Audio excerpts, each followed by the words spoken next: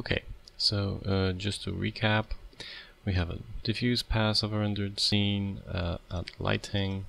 Let's add global illumination first. You can color correct the lighting pass in any way we want. Right? Then we add the shadow pass. As you can see, we've got the artifacts. Let's apply a shadow fix to this. That's better. I don't think we even have to supply the additional channels here. It just looks okay. Okay, so just to be clear, let's supply them. Background object ID and background ZDepth. Increase the ZDepth tolerance. And there. It looks pretty clean. We can add some ZDepth tolerance here. So that, okay. Okay, looks cool. Ambient occlusion, why not? Reflection, just like before. Let's blur the reflection. Let's blur it with, this time with both, since ZDepth and the node ID, since our node ID, here it is. Oh, for this object will be well, just it's one object, right? And we don't want to cross these edges with the blurring. So let's add EFX ID ZDepth blur 10, of course. Let's add ID pass, ZDepth pass, and now let's play a little with blurring. It's getting blurred. Very nice.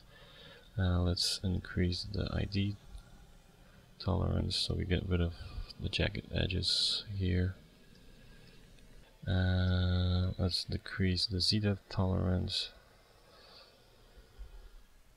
Oh, you see the difference here on the edges. If we have no tolerance for ZDepth, there is no blurring through the borders of the edges. So let's increase it a little bit, and there we go, we have clean blurring. Just so that we see the difference, let's snapshot it. Okay, let's add a blur filter. Let's blur. Okay, and now let's, you see it? This is a blurring of the reflection pass with a simple Gaussian blur. You can see it going past the edges of objects, and this is a blur with the ID blur effect. And to me, the difference is significant enough to justify the use of this filter. Right, so, okay. Let's leave it as it is. We still have artifacts on the edges of the objects, but we will deal with them in a second using the ID edge blur filter, right? Okay, so let's pre-compose this scene. I've done it here, and I want to show you some filters that are connected with selection. So we have a velocity select filter. Let's do this on this layer. We add a velocity select, supply a velocity layer.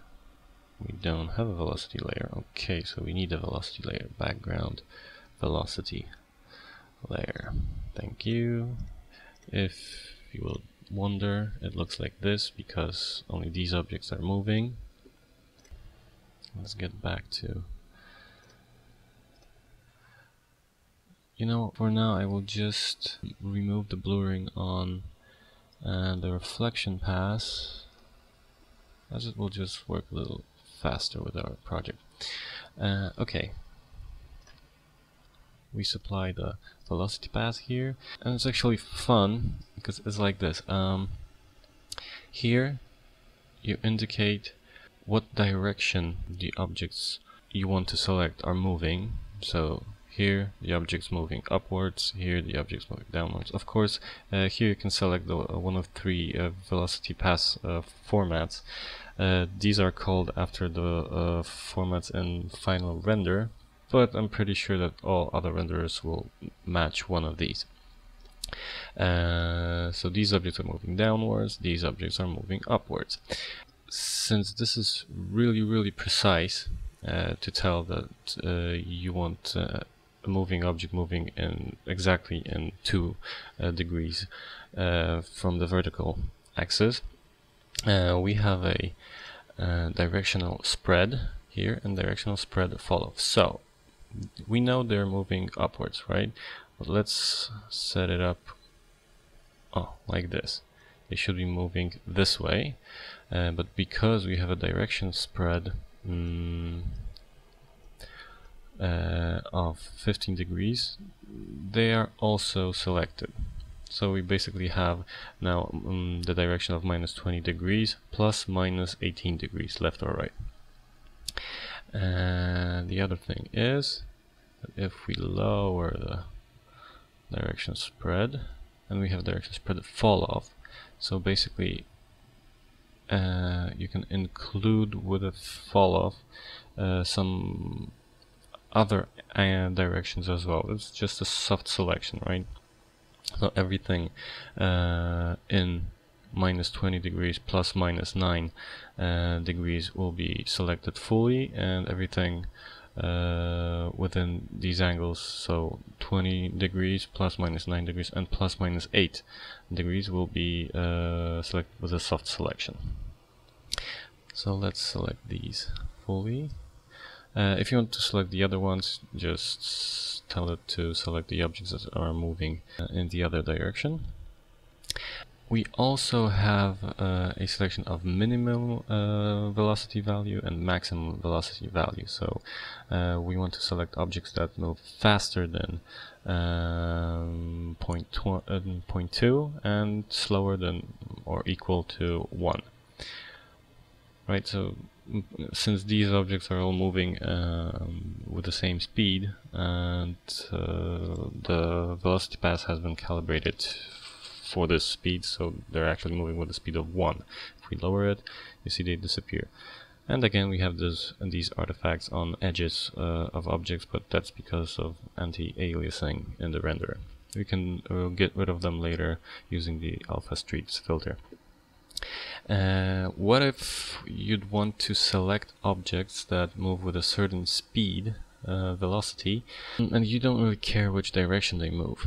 Well, just zero out the direction spread and directions fall off, and they stop working at all.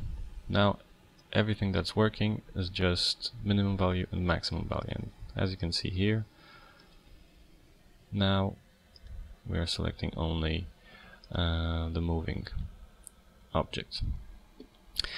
But let's get back to selecting the object moving upwards. Okay. So we can do some color correction on them. Why not?